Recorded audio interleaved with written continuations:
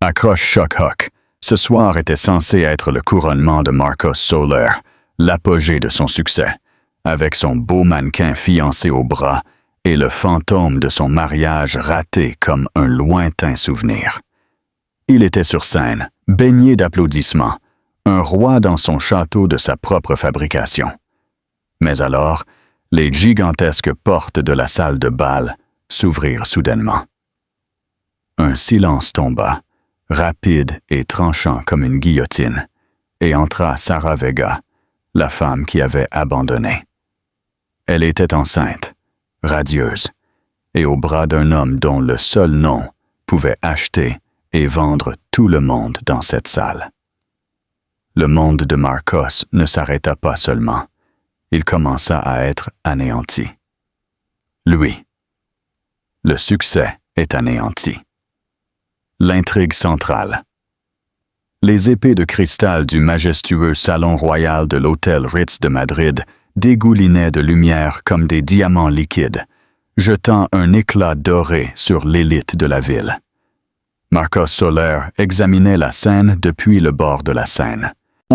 Un costume sur mesure parfaitement ajusté épousait ses épaules. Dans sa main, une coupe de champagne dont les bulles montaient avec la même ambition implacable qui le poussait. Ce soir était la culmination de tout ce pourquoi il avait travaillé, comploté et sacrifié. Le gala annuel de Dynamique Innovante n'était pas seulement une fête, c'était la déclaration de sa victoire.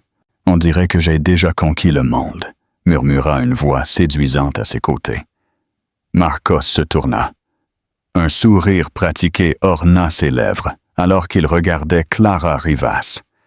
Elle était, dans tous les sens du terme, un chef-d'œuvre, un mannequin dont les lèvres avaient orné les couvertures des magazines de mode, avec des jambes qui semblaient commencer à sa clavicule, et des yeux de la couleur d'un ciel crépusculaire.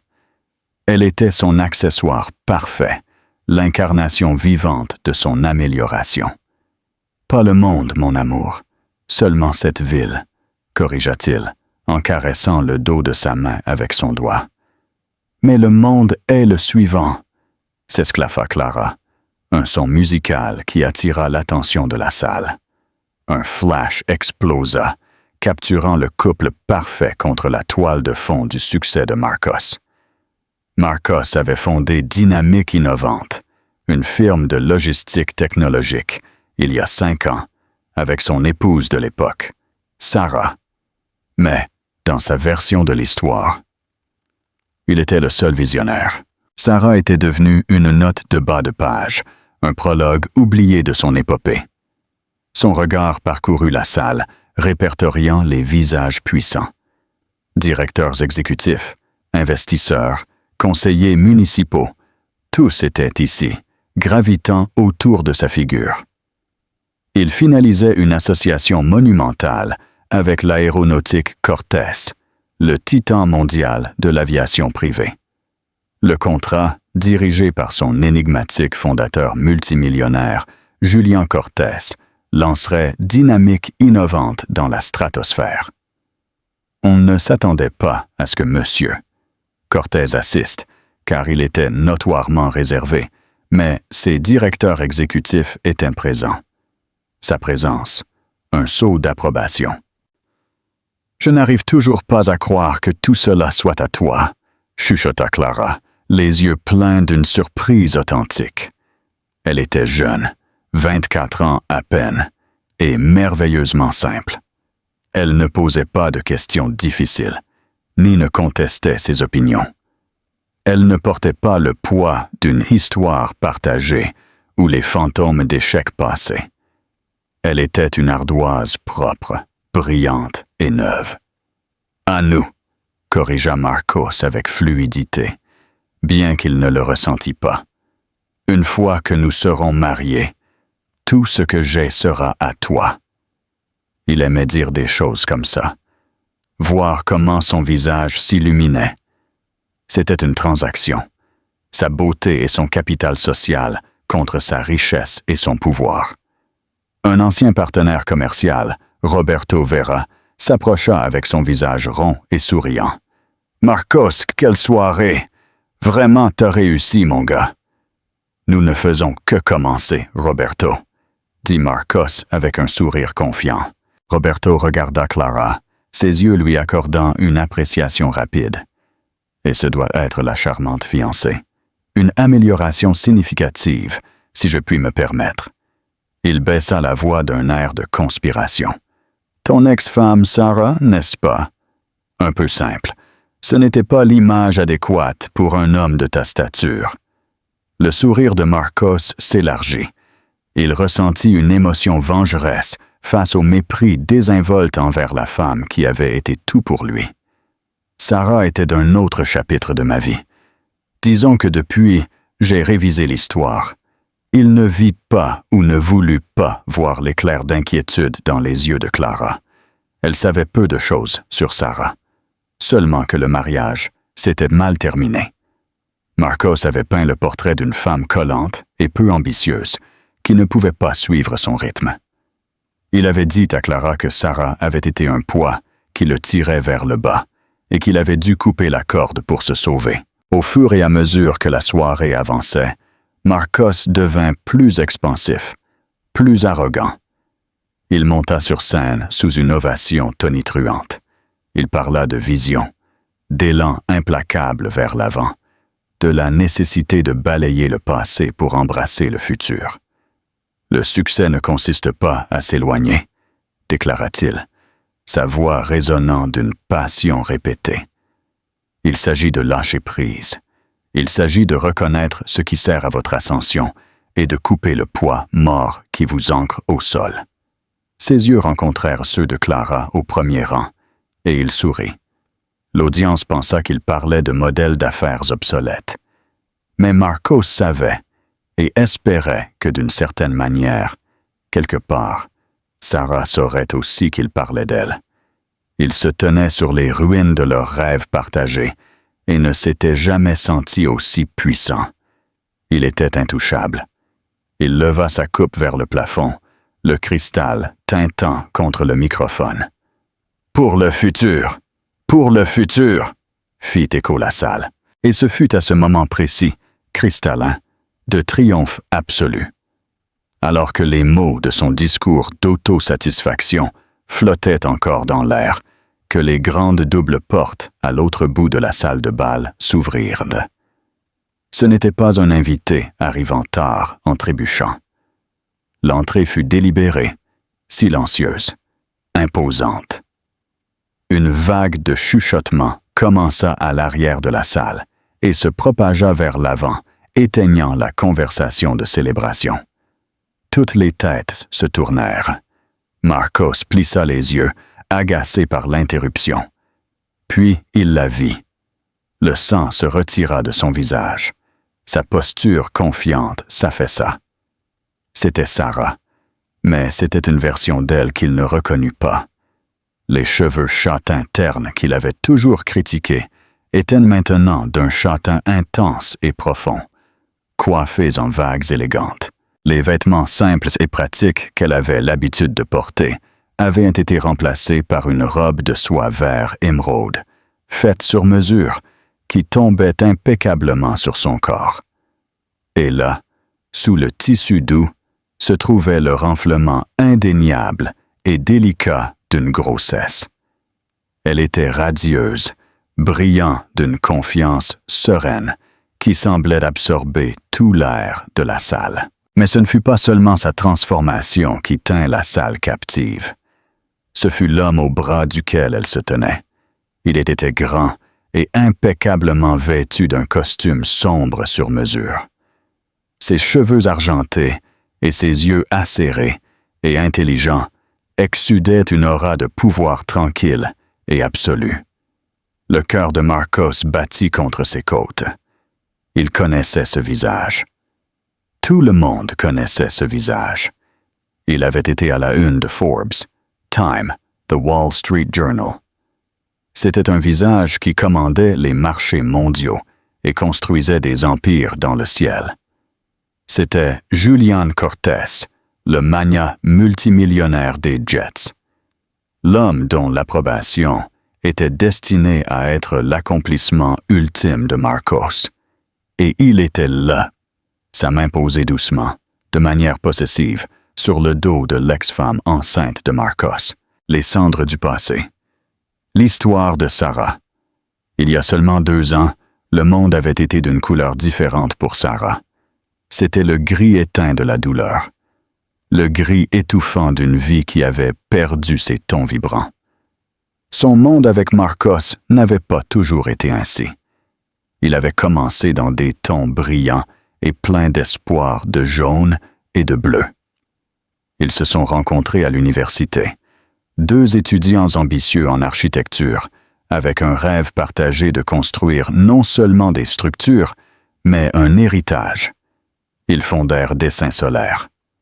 C'était son nom à lui, mais son âme créative à elle était le ciment. Ils travaillèrent côte à côte, leur journée remplie de l'odeur du papier à dessin et du café frais. Leur nuit de plans murmurés pour le futur. Paul, lui, était le vendeur, le visage charismatique de la firme qui pouvait charmer n'importe quel client. Elle était le talent, le génie silencieux dont les dessins étaient innovants, centrés sur l'humain et beau. Pendant un temps, ce fut une association parfaite. Les premières fissures apparurent quand Marcos décida de faire pivoter l'entreprise. « L'architecture est trop lente, Sarah », avait-il dit un soir, arpentant leur salon minimaliste. « L'argent, le pouvoir réel, est dans la technologie, dans la logistique. Nous pouvons appliquer nos principes de dessin à des systèmes, pas seulement à des bâtiments. » Sarah avait hésité. Sa passion était de créer des espaces où les gens vivaient, pas d'optimiser les chaînes d'approvisionnement. Mais elle l'aimait et croyait en lui. Alors elle accepta. Il renomma l'entreprise Dynamique Innovante et la poussa au second plan, gérant les projets internes, tandis qu'il se transformait en visionnaire public. L'entreprise grandit, et la distance entre eux aussi. Il commença à porter des costumes plus chers, assistant à des galas qui lui semblaient épuisants et parlant un langage d'acquisition et de fusion qui lui était étranger. Le coup final et fatal ne frappa pas leur business, mais leur famille. Après des années d'essais, Sarah tomba enfin enceinte. Pendant quelques mois, les vieilles couleurs revinrent. Marcos redevint attentif, ses yeux pleins de la même lumière avec laquelle elle l'aimait. Ils peignirent une chambre de bébé en vert et jaune doux, et il parlait pendant des heures à son ventre arrondi, promettant à son fils Léon le monde. Mais à 7 mois, une complication soudaine et inexplicable leur vola leur fils. Le silence dans la salle d'hôpital fut un être vivant, un monstre qui dévora toute la lumière et l'espoir. Sarah se brisa. Sa douleur était un poids physique, une cape qu'elle ne pouvait retirer. Elle avait besoin que Marcos la tienne, qu'il s'afflige avec elle, qu'il l'aide à se recomposer.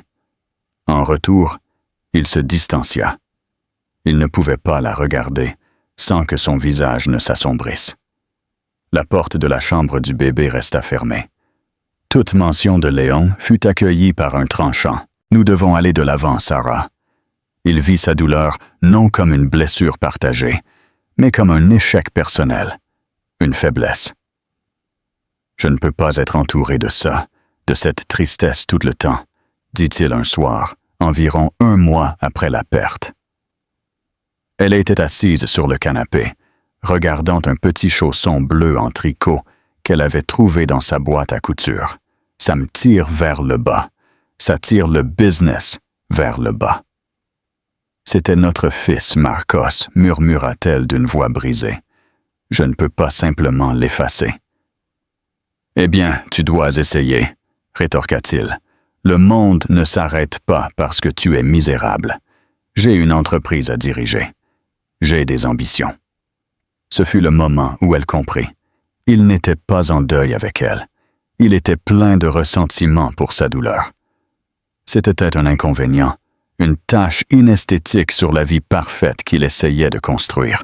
Il commença à rester dehors tard, choisissant des événements de réseautage plutôt qu'un dîner tranquille avec son épouse détruite. Il remplit le vide laissé par son fils par le travail, les plaisirs et l'attention d'autres personnes. Peu après, l'attention d'autres femmes. Le divorce fut son idée à lui, mais il fut ressenti comme une amputation qu'elle se vit obligée de réaliser. Il fut brutalement efficace. Il l'appela une dissolution stratégique d'une société. Il utilisa sa connaissance de leurs finances et ses avocats agressifs pour la laisser avec le minimum. Elle était trop fatiguée, trop vide de sa douleur, pour lutter. Il garda l'entreprise qu'ils avaient construite ensemble, la maison qu'ils avaient partagée et le futur qu'ils avaient planifié. Il la laissa avec un petit règlement et le fantôme d'un fils dans un appartement vide. Les premiers mois après son départ furent un flou à essayer seulement de respirer. Elle vit des photos de lui en ligne, souriant dans des fêtes, paraissant plus svelte, plus heureux. Puis, 6 mois plus tard, arrivèrent les premières photos de lui avec Clara Rivas. Les tabloïds les appelèrent « le nouveau couple de pouvoir de la ville ». Sarah vit les photos et ressentit une douleur aiguë et froide. Il l'avait remplacée si facilement, avec quelqu'un de brillant et d'intact. Le monde n'avait pas seulement continué, il l'avait laissé derrière, dans les décombres. Ce fut dans ces décombres que Sarah dut apprendre à se lever à nouveau. Le premier pas fut le plus difficile, emballer le contenu de la chambre du bébé. Alors qu'elle pliait les petits vêtements et enveloppait les livres de contes, sans lire, elle pleura jusqu'à ce qu'il ne reste plus de larmes. Quand elle eut fini, elle ressentit un vide étrange et effrayant. C'était la sensation d'une ardoise effacée, non par choix, mais par la force. Et sur cette ardoise propre, elle dut écrire une nouvelle histoire pour elle-même. Seule, le protocole Phoenix. La renaissance de Sarah. La nouvelle vie de Sarah commença non par une explosion, mais par une ligne tranquille et décidée, tracée sur un morceau de papier. Après des mois de survie avec son règlement et de travail en freelance de dessin, qui payait à peine les factures, elle sut qu'elle ne pourrait pas permettre que l'héritage de Marcos soit le dernier mot sur son talent. Elle loua un petit atelier d'une seule pièce dans un ancien bâtiment de briques au centre, sa grande fenêtre avec vue sur un chemin oublié. Elle appela sa nouvelle firme Dessins Phoenix, un nom qui se sentait à la fois douloureusement cliché et profondément nécessaire. Ses premiers clients furent petits, une rénovation de cuisine, le dessin d'une cafétéria boutique. Le travail était épuisant et la paix était une fraction de ce qu'elle avait gagné à l'apogée du succès de Dynamique Innovante. Il y avait des jours où la solitude du petit atelier se sentait écrasante, quand le souvenir de ce qu'elle avait perdu était une douleur physique. Mais avec chaque projet terminé, avec chaque client satisfait, une petite partie de sa confiance revenait. Elle n'était plus seulement l'épouse jetée de Marcos Soler. Elle était Sarah Vega, une architecte. Ce fut une proposition pour la rénovation d'un petit hangar privé dans un aérodrome local qui changea tout. Le client était anonyme, représenté par une firme de gestion. Mais le projet était intriguant, un mélange de fonctionnalités de haute technologie et d'espaces habitables minimalistes et confortables. Sarah mit son cœur dans la proposition, restant éveillée pendant 3 nuits consécutives, perfectionnant chaque détail. Son dessin était audacieux. Au lieu d'une boîte stérile, elle visualisa une structure qui intégrait la nature, avec un toit vert vivant et un mur de verre qui s'ouvrait sur une réserve de zones humides restaurées. C'était un espace pour des machines, oui, but conçu pour l'esprit humain. Elle envoya la proposition avec peu d'espoir. Elle était une firme unipersonnelle en compétition contre des géants corporatifs. Une semaine plus tard, elle reçut un appel. « Monsieur Cortez souhaite se réunir avec vous. » Le sang de Sarah se glaça. « Monsieur Cortez. Julien Cortez. » Elle supposa que c'était un exécutif senior, un subordonné. Elle arriva à l'adresse désignée, un bâtiment discret et sans marquage sur le front de mer de la ville, le cœur battant avec force. On ne l'emmena pas dans une salle de réunion, mais dans un atelier tranquille et rempli d'art. Et assis derrière le bureau se trouvait Julien Cortez lui-même. Il était plus grand que ses photos ne le suggéraient, avec de fines lignes autour de ses yeux qui parlaient de longues heures et de pensées profondes. Il y avait une aura de tranquillité autour de lui, un contraste marqué avec l'énergie inquiète et nerveuse de Marcos. « Madame Vega, dit-il, sa voix tranquille et uniforme. Votre dessin est le seul qui a compris le résumé. » « Le résumé ?» demanda Sarah, confuse. Il s'agissait d'efficacité et de sécurité. « Le résumé écrit ?» clarifia-t-il. Un léger sourire toucha ses lèvres. Le résumé non écrit était que je voulais un lieu de paix, pas seulement un endroit pour garer un avion. Vous êtes la seule qui a dessiné un hangar avec une âme. Cette première réunion devint une conversation de 2 heures. Il était déguisé, perspicace et étonnamment humble. Il parla de son propre passé, de la construction de son entreprise à partir de rien.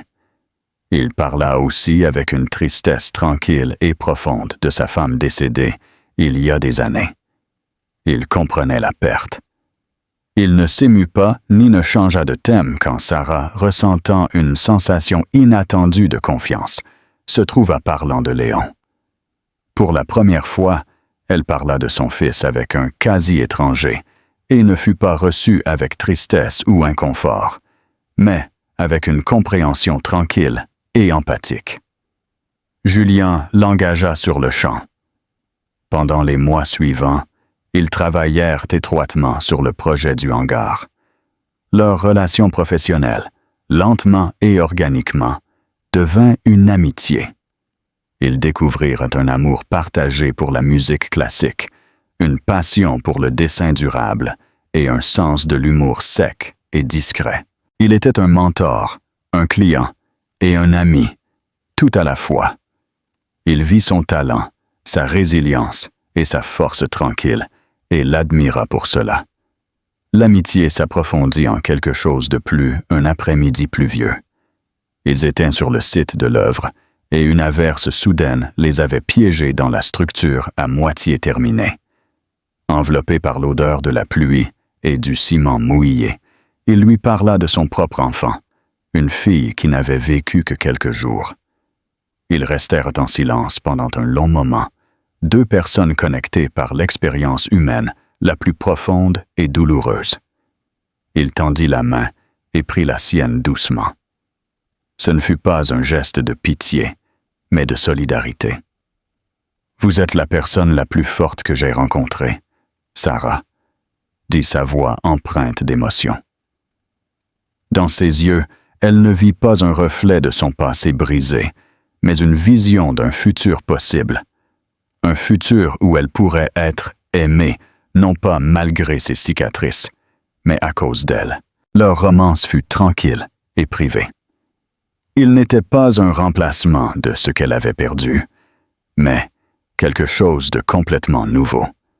Il était son partenaire, pas son propriétaire. Il célébra ses succès chez Dessin Phoenix, qui, avec son soutien et ses connexions, avait commencé à fleurir.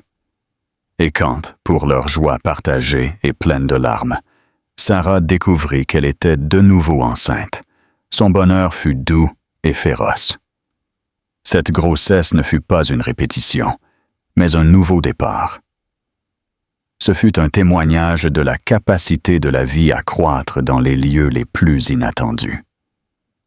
Quand l'invitation pour le gala de dynamique innovante arriva, adressée à son nouvel atelier, son premier instinct fut de la jeter.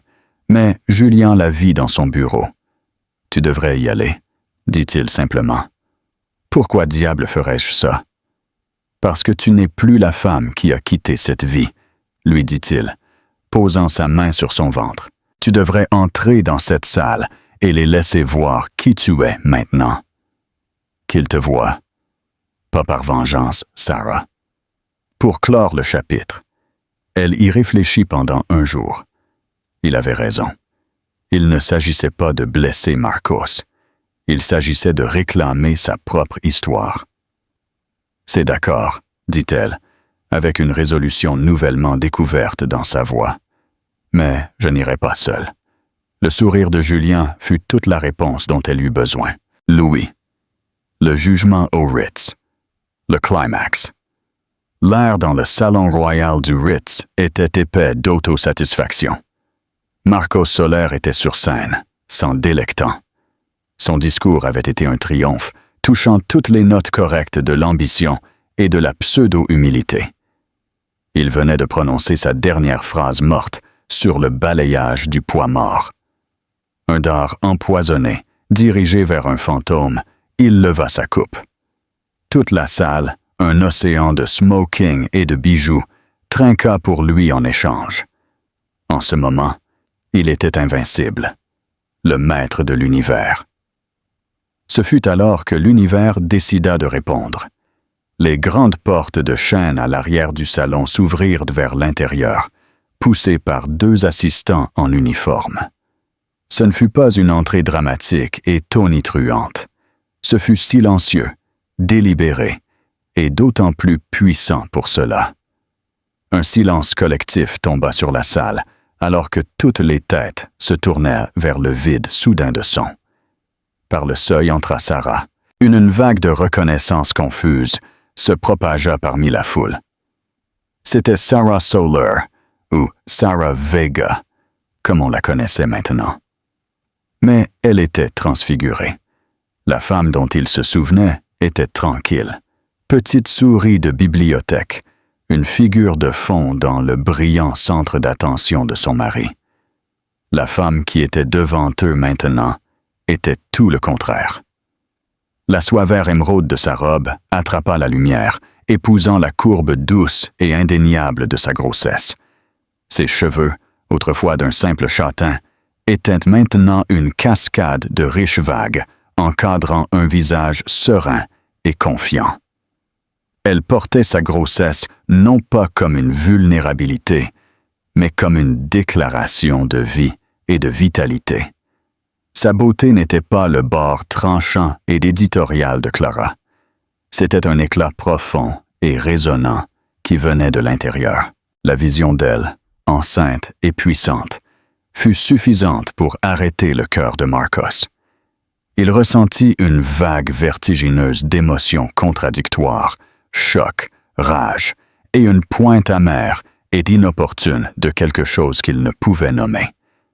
Sa première pensée irrationnelle fut que le moment était impossible. Il savait. Mais la rage possessive et primale fut instantanée. Mais ensuite, il vit l'homme à ses côtés. Et la rage fut remplacée par une terreur pure et froide. Julien Cortez n'était pas un homme qui entrait dans une salle. Il la commandait par sa seule présence. C'était une légende dans le monde des affaires, une figure au statut presque mythique qui faisait rarement des apparitions publiques. Et il était là, dans un gala pour une firme technologique de niveau moyen, avec sa main reposant sur le bas du dos de Sarah, dans un geste d'une intimité et d'une protection indéniable. Les chuchotements dans la salle se transformèrent en un brouhaha. « Que bien, Julien Cortez, que fait-il ici? Et qui est avec lui? Attendez, n'est-ce pas l'ex-femme de Marcos? Elle est enceinte. » Sur la scène, Marcos était figé. La coupe de champagne se sentait incroyablement lourde dans sa main.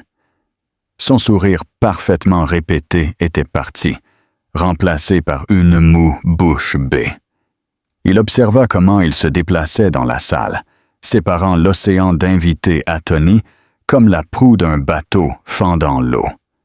Ils ne regardaient pas la foule. Leur attention était entièrement fixée sur lui, une avance silencieuse et coordonnée vers la scène. En bas, au premier rang, Clara se tourna, suivant le regard de la foule.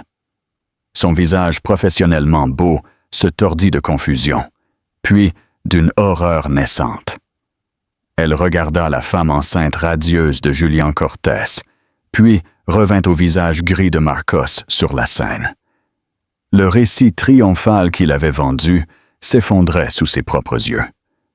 Ce n'était pas la femme simple et peu ambitieuse qu'il avait décrite. C'était une reine, et elle était arrivée avec un roi. Roberto Vera, qui avait si vulgairement insulté Sarah à peine 1 heure plus tôt, paraissait maintenant comme s'il avait mangé sa cravate. Il resta figé, sans mots. Son visage image comique d'incrédulité.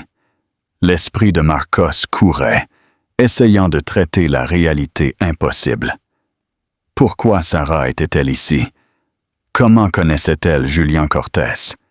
Et pourquoi Cortés la regardait-il avec une affection si non dissimulée? Le contrat.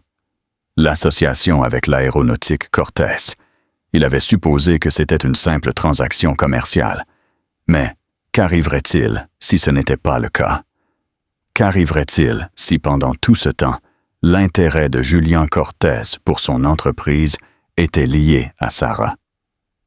La pensée fut un morceau de glace dans ses entrailles. Il avait passé la dernière année à rayer Sarah de sa vie, la traitant comme une note de bas de page. Mais il semblait que la note de bas de page avait écrit un livre complètement nouveau, et il était sur le point d'y être un personnage mineur et très peu flatteur. Sarah et Julian s'arrêtèrent au pied de la basse scène. Ils n'avaient pas besoin de s'approcher davantage. Leur présence remplissait l'espace, déplaçant le centre de gravité de la salle de Marcos vers eux. L'expression de Sarah était tranquille, indéchiffrable. Elle ne se réjouissait pas ni n'était en colère. Elle le regarda simplement. Et dans son regard tranquille, Marcos vit la mesure complète de sa propre insuffisance. Le silence se prolongea, épais et étouffant. Tout le gala, son couronnement, s'était transformé en un tableau silencieux et humiliant. Il maintenait encore sa coupe de champagne en l'air, un monument ridicule et figé à un triomphe qui venait de s'évaporer dans l'air. Marcos brisa enfin la paralysie, son corps bougeant avant que son cerveau ne puisse formuler un plan cohérent. Il baissa la coupe, sa main tremblant légèrement, et la posa sur le pupitre avec un coup sourd qui résonna dans la salle silencieuse. Il devait reprendre le contrôle du récit, saisir le moment avant qu'il ne le consume. Il descendit les quelques marches de la scène, forçant un sourire qui se sentit comme une moue douloureuse. Sarah, quelle surprise! Il se ressaisit. Sa voix était une imitation tendue de cordialité. Il marcha vers eux, ses mouvements rigides. « Monsieur Cortés, un honneur inattendu. Je n'avais aucune idée que vous vous connaissiez tous les deux. » L'expression de Julian Cortés resta impassible, mais ses yeux étaient comme des éclats de granit. Il ne tendit pas la main. Sarah fut celle qui parla, sa voix claire et ferme, dépourvue du tremblement que Marcos avait attendu. « Bonjour, Marcos. Tu as bien réussi pour toi-même, » dit-elle, son regard parcourant l'opulente salle de bal. Il n'y avait pas d'amertume dans son ton. Simplement une déclaration de fait, ce qui d'une certaine manière la fit piquer davantage. C'était la façon dont on pourrait commenter le succès d'un étranger lointain. « J'ai essayé de me tenir occupé, » répondit Marcos, tentant une arrogance qu'il ne ressentait pas. Ses yeux se dirigèrent vers son ventre arrondi, puis revinrent vers son visage. « Et il semble que tu aies été occupé aussi. Félicitations. » Le mot se sentit comme de l'acide sur sa langue. « Merci, » dit simplement Sarah. Marco concentre toute son attention sur Julien, la source du pouvoir réel dans la salle. Il devait sauver le contrat. Tout son futur en dépendait. « Monsieur Cortez, je suis Marcos Soler. Mon équipe et moi travaillions avec vos vice-présidents. Je parlais précisément du brillant futur de notre association. » Il fit un geste vague vers la scène, une tentative pathétique de recapturer la magie d'il y a quelques minutes. Le regard de Julien fut inébranlable. « Je suis au courant de qui vous êtes, Monsieur Soler. » Le froid traitement formel fut une gifle. Marcos sentit une goutte de sueur couler sur sa tempe. Il avait mal calculé. Ce n'était pas une visite sociale. C'était quelque chose de complètement différent. Il décida de continuer, feignant l'ignorance. « Eh bien, c'est incroyable. Le monde est petit, n'est-ce pas? » Il rit, un son sec et sans humour. « Sarah, tu ne m'as jamais dit que tu évoluais dans des cercles si élevés. » La condescendance fut un réflexe, une tentative désespérée de rétablir son ancienne domination sur elle. Ce fut une erreur fatale. L'expression tranquille de Sarah ne vacilla pas. Mais celle de Julien? Si. Un éclat de quelque chose de dur et dangereux entra dans ses yeux. « Les cercles de Madame Vega sont son affaire, » dit Julien, sa voix descendant d'une demi-octave, portant un nouveau poids d'autorité qui fit taire les chuchotements les plus proches. Et elle ne doit aucune explication. Le sourire forcé de Marcos vacilla.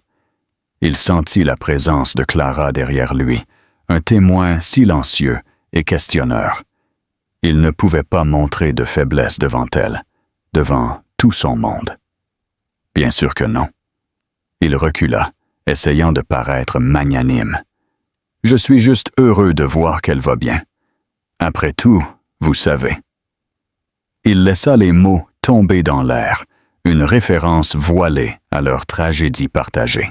Un effort cruel de dernière minute pour rappeler à tous, et peut-être à Sarah elle-même, la femme qu'il avait laissée derrière.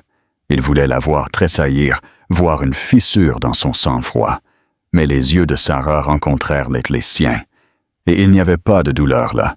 Il n'y avait qu'une tristesse tranquille et profonde.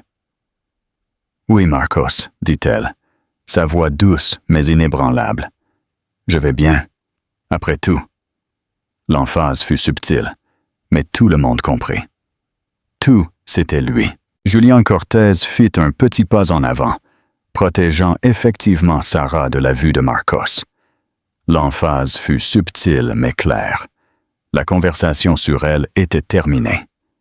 « Monsieur Soler, » commença Julien, son ton maintenant purement d'affaires.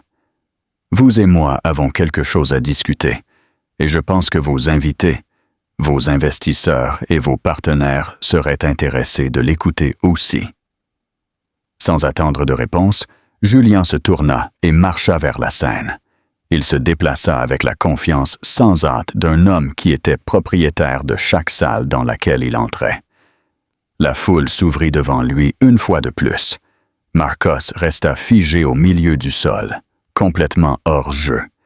Il avait essayé de jouer l'hôte, l'ex-mari magnanime, le puissant CEO. Mais Julien Cortez l'avait dépouillé sans effort de tous ses rôles. Il resta exposé, un prétendant dans sa propre cour. Il regarda Clara. Son visage était un masque de confusion et de suspicion naissante. Le regard d'adoration qu'elle avait l'habitude d'avoir pour lui avait disparu, remplacé par un regard critique et calculateur. Elle réévaluait son investissement. La collision était terminée. Marcos avait chargé épéant et espérant détruire Sarah avec son succès. En retour, il s'était écrasé contre quelque chose de beaucoup plus fort, et il était le seul qui restait en morceaux. Julien Cortez monta sur la scène d'un pas tranquille et délibéré. Il n'avait pas besoin de donner des tapes. Sa seule présence fut suffisante pour imposer un silence absolu. Le personnel de restauration se figea au milieu du mouvement. Les musiciens baissèrent leurs instruments. La salle retint son souffle. Marcos, encore debout au milieu du sol, sentit une centaine de pères d'yeux sur lui, leur regard un mélange de pitié et de curiosité morbide. Julien arriva au pupitre, celui que Marcos venait d'occuper avec tant d'ostentation. Il ne le toucha pas. Il se tint à ses côtés, une figure imposante contre la toile de fond du logo de Dynamique Innovante. Un logo qui paraissait maintenant petit et insignifiant. « Bonsoir ». La voix de Julien remplit la salle, amplifiée par le microphone, mais sans besoin d'aide pour transmettre son autorité. « Pour ceux d'entre vous qui ne me connaissent pas, mon nom est Julien Cortès. » Une ondulation nerveuse parcourut l'audience. Bien sûr qu'il le connaissait. Son nom était synonyme de pouvoir. « Je suis ici ce soir pour une raison spécifique, » continua-t-il, ses yeux scannant la salle, s'arrêtant sur Marcos.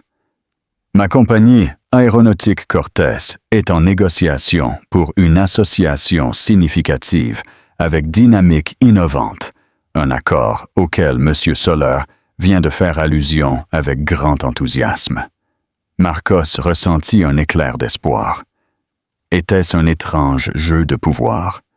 Cortés était-il sur le point d'annoncer le contrat après tout, l'ayant humilié à fond d'abord? Cela paraissait cruel, mais c'était le genre de choses que faisaient les hommes puissants.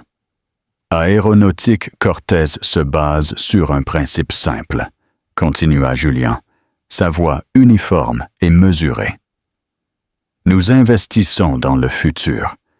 Nous investissons dans l'innovation, dans l'efficacité et dans la vision. Ce sont les qualités qu'on nous a dit que nous trouverions chez Dynamique Innovante. Il fit une pause, laissant les mots flotter dans l'air. Mais nous avons un autre principe plus important. Nous n'investissons pas dans des entreprises construites sur une base pourrie. Nous ne nous associons pas avec des hommes qui manquent d'un noyau d'intégrité de base. Le caractère, verrez-vous, est le prédicteur final du succès à long terme. Un esprit brillant, sans boussole morale, dirigera finalement le bateau vers les récifs. Le sang de Marcos devint de la glace. Il savait ce qui venait. Ce n'était pas une annonce. C'était une exécution. J'ai passé les derniers mois à mener à bien ma diligence raisonnable sur monsieur Soler et son entreprise. Pas seulement sur les bilans et les marges de bénéfices, mais sur l'homme lui-même. Le regard de Julien passa de Marcos à Sarah, qui se tenait maintenant près du bord de la salle. Son expression, sereine. Le regard qui passa entre eux fut fugace, mais plein d'un monde de compréhension et d'affection. « Ce que j'ai appris, » dit Julien, ses yeux revenant vers Marcos avec une finalité effrayante, « c'est que le fond de cette entreprise n'est pas aussi solide qu'il y paraît. C'est une structure construite en s'attribuant le mérite du travail d'autrui. Elle est étayée par une réécriture pratique et cruelle de l'histoire.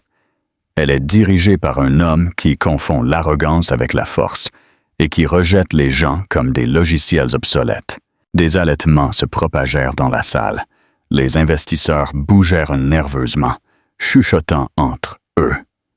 Clara s'éloigna d'un demi-pas de Marcos, créant une distance physique qui reflétait l'abîme émotionnel qui s'ouvrait entre eux.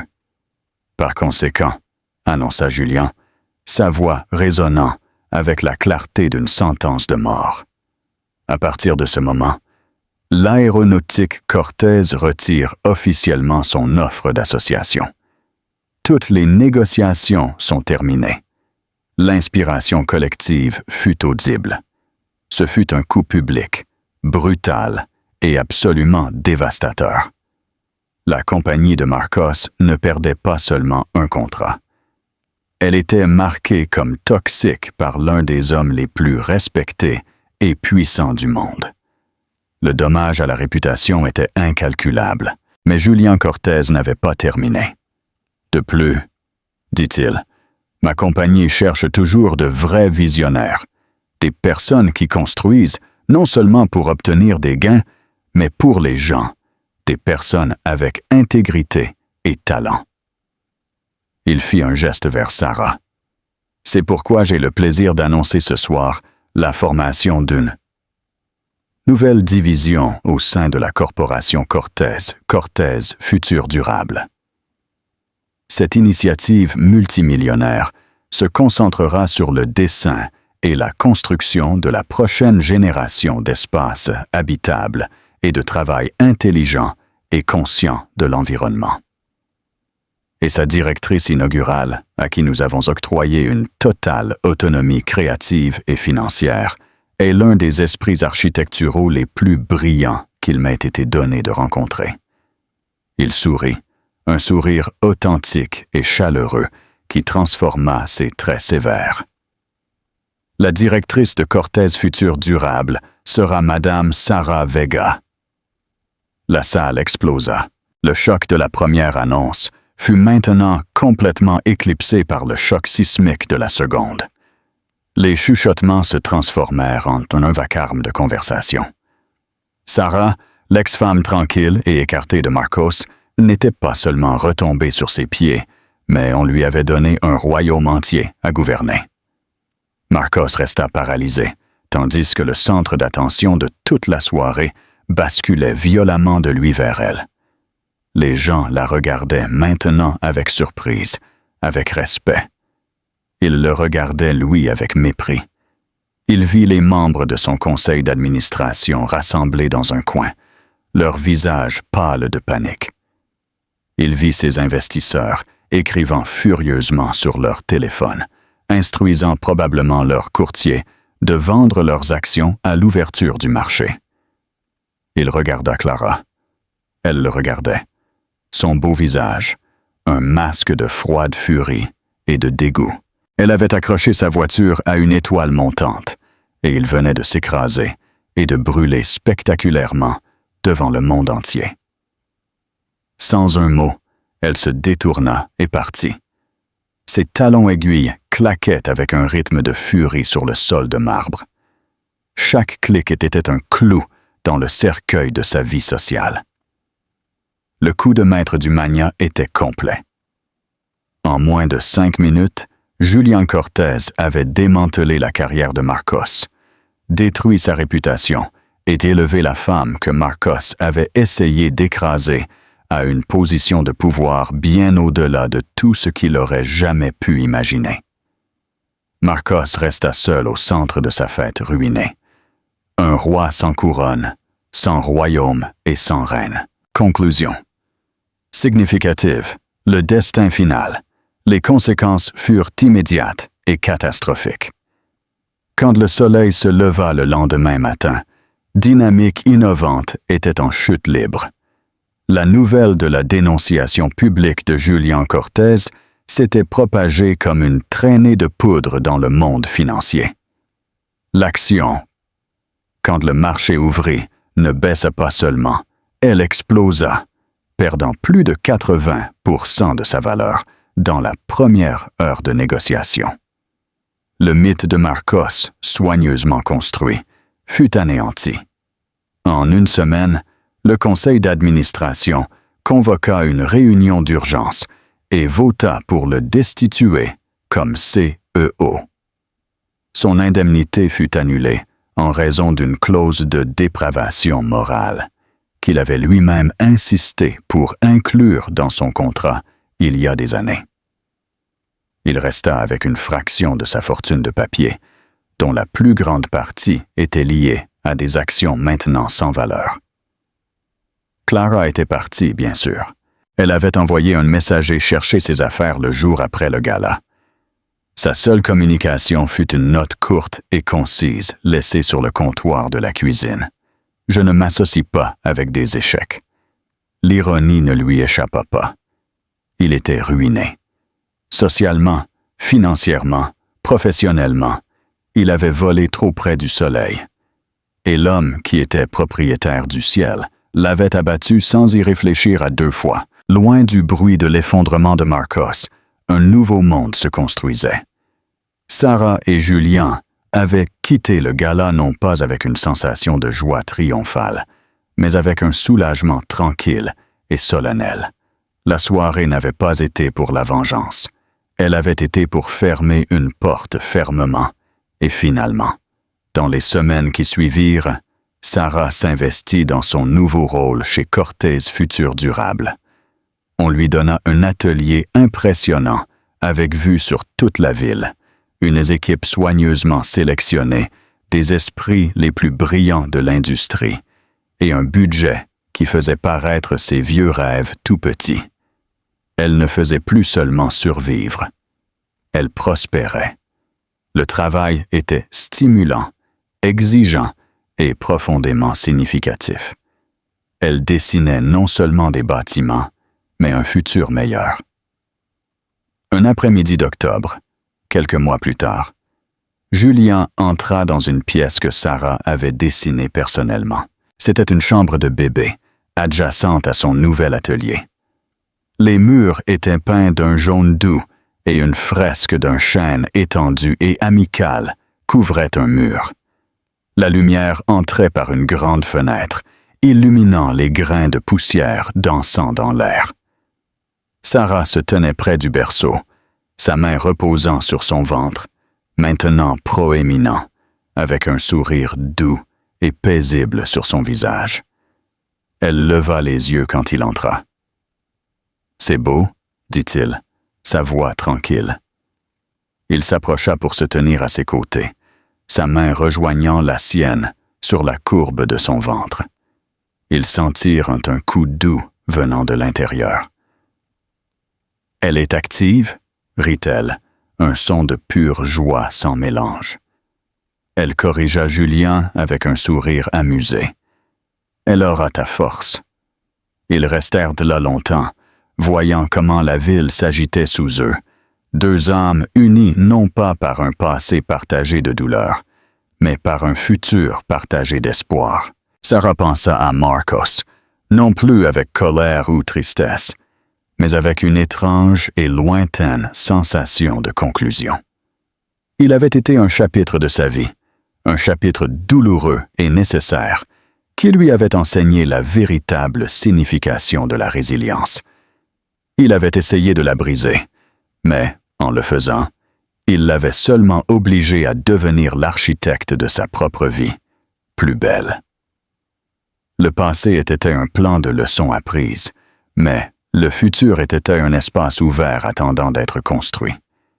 Et, pour la première fois depuis longtemps, Sarah Vega sut avec certitude qu'elle était celle qui avait les projets. 3 ans plus tard, le nom de Marcos Soler n'était guère plus qu'un fantôme, une histoire de mise en garde murmurée dans les salles de réunion et les cocktails. L'effondrement explosif de dynamique innovante avait été total.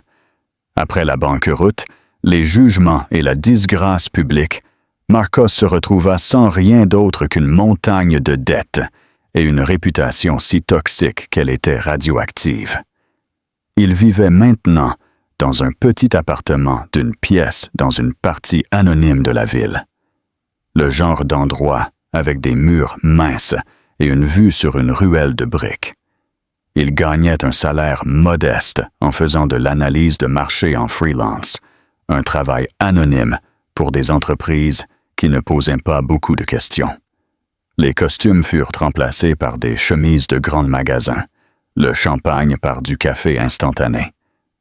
Un mardi neigeux, alors qu'il était assis dans une cafétéria générique, son regard dériva vers un présentoir de magazines. Sur la couverture de Metropolis Architectural Digest se trouvait un visage qu'il voyait souvent dans ses rêves.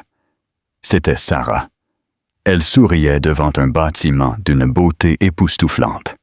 Une structure de verre, de bois récupéré et de murs vivants de feuillage vert.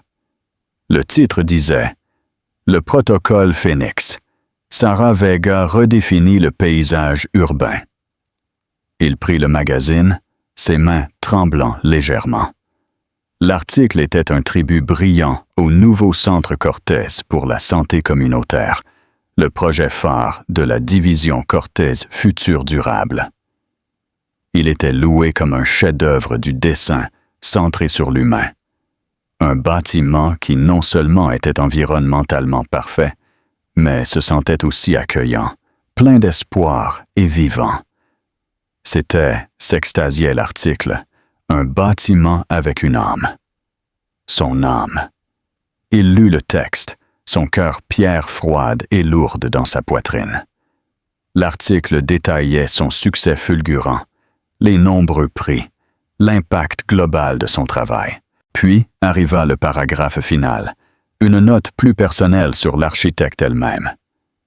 Quand elle ne révolutionne pas le dessin urbain, Vega profite d'une vie tranquille avec son mari, le philanthrope Julian Cortez, et leur brillante et énergique fille de 2 ans, Lia. C'est un témoignage de sa vision qu'elle construit un futur meilleur non seulement pour le monde, mais aussi pour sa propre famille. Lia. Ils avaient eu une fille appelée Lia. Marcos posa le magazine. L'image brillante du visage souriant de Sarah se brouilla à travers la soudaine chaleur dans ses yeux. Ce n'était plus de la colère ou de la jalousie qu'il ressentait. Ses émotions s'étaient consumées depuis longtemps, laissant derrière elle la cendre froide et grise du regret. Il vit avec une clarté agonisante ce qu'il avait jeté. Ce n'était pas seulement une épouse ou une partenaire d'affaires. C'était une association de l'âme. Il avait possédé quelque chose d'inestimable, et dans son aveuglement arrogant, il l'avait traité comme jetable. Poussé par un élan qu'il ne comprenait pas, il sortit de la cafétéria et prit le métro vers le centre. Il devait le voir. Il devait voir le bâtiment qu'elle avait construit à partir des cendres de la vie qu'il avait brûlée. Le centre Cortez était encore plus impressionnant en personne. Il ne dominait pas l'horizon. Il s'harmonisait avec lui. C'était un phare de lumière et de vie dans une jungle de béton. Il s'arrêta de l'autre côté de la rue. Une figure pathétique et anonyme sous la pluie, observant les gens entrer et sortir de son entrée chaleureuse et accueillante. Il vit le jardin de l'association, les cascades d'eau sur les panneaux de verre, l'installation d'art public sur la place. C'était son héritage à elle. Le sien était un cratère de dette et de honte. Alors qu'il était là, une voiture noire s'arrêta à l'entrée. La porte arrière s'ouvrit et Julian Cortez sortit, paraissant aussi puissant et serein qu'il l'avait fait cette nuit fatidique. Il ouvrit un parapluie, puis se tourna pour aider Sarah à sortir de la voiture. Elle paraissait encore plus radieuse qu'il ne s'en souvenait. La maternité et le succès lui allaient bien. Puis Julian se pencha et souleva une petite fille avec une cascade de rire sombre et les yeux brillants et intelligents de Sarah. Lia. Julian tenait la petite fille d'un bras et le parapluie sur Sarah de l'autre. Ils restèrent là un moment, regardant le bâtiment. Un portrait parfait d'une famille. Lia indiqua avec un petit doigt le jardin de l'association et balbutia quelque chose qui fit rire ses 2 parents. C'était un rire qui transperça le cœur de Marcos. C'était un son de joie pure et sans farde. Le genre de joie qu'il avait volé à Sarah. Et en le faisant, il s'était volé lui-même pour toujours. Comme si elle sentait son regard, la tête de Sarah se tourna légèrement. Ses yeux scannèrent la rue et, pendant une seconde impressionnante, rencontrèrent les siens. Il n'y avait pas de choc dans son expression, ni colère, ni tristesse.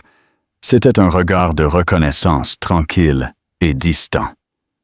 Elle maintint son regard pendant un moment, puis lui fit le plus petit et le plus imperceptible des signes de tête. Ce ne fut pas un signe de pardon. Ce fut un signe de finalité. Une reconnaissance tranquille et sans ambiguïté qu'il était une partie de son passé et qu'il y resterait. Puis elle tourna son attention vers son mari et sa fille, de retour vers sa vie. Et elle entra dans le magnifique bâtiment qu'elle avait créé, le laissant derrière sous la pluie. Marcos resta là bien après qu'il soit parti, la pluie froide trempant son manteau. Le signe de tête ne l'avait pas absousse, mais il l'avait libéré. L'espoir désespéré et pathétique que d'une certaine manière il pourrait défaire le passé s'éteignit enfin. Tout ce qui lui restait était le présent et le long et vide chemin vers le futur. Il se retourna et s'éloigna du centre Cortés, loin du fantôme de son ancienne vie. Il ne savait pas où il irait. Il n'avait pas de grand plan de rédemption, ni de schéma pour reconstruire son empire. Pour la première fois, il était juste un homme, dépouillé de tout, avec seulement la connaissance profonde et douloureuse de ses propres échecs. Et dans ce vide, pour la première fois, il y avait une fente d'espace pour que quelque chose de nouveau commence. Interaction et appel à l'action. TAS. L'histoire de Sarah est un témoignage puissant que notre valeur n'est jamais déterminée par ceux qui choisissent de nous laisser derrière. C'est un rappel que la vraie force ne consiste pas à ne bao jionja. Il s'agit de la façon dont nous nous relevons des cendres, plus forts et plus radieux qu'avant. Marcos a construit son empire sur des fondations de mensonges et de cruauté, et il s'est effondré au premier contact de la vérité. Sarah, d'autre part, a reconstruit sa vie sur le ciment de son propre talent, de son intégrité et de son courage d'aimer à nouveau. Son voyage depuis le déchirement jusqu'à un futur au-delà de ses rêves les plus fous démontre que la meilleure vengeance n'est pas la vengeance du tout. C'est une vie vécue de façon belle, pleine et inconditionnelle. Dites-nous dans les commentaires ce que vous avez pensé de la chute spectaculaire de Marcos. Pensez-vous qu'il a obtenu ce qu'il méritait? Si vous avez été inspiré par l'incroyable histoire de résilience et d'autonomisation de Sarah, s'il vous plaît, donnez un j'aime à cette vidéo. Partagez cette histoire avec quelqu'un qui a besoin d'entendre que ses meilleurs chapitres sont encore à venir. Et n'oubliez pas de vous abonner à notre chaîne pour plus d'histoires dramatiques où le karma livre son verdict final et satisfaisant.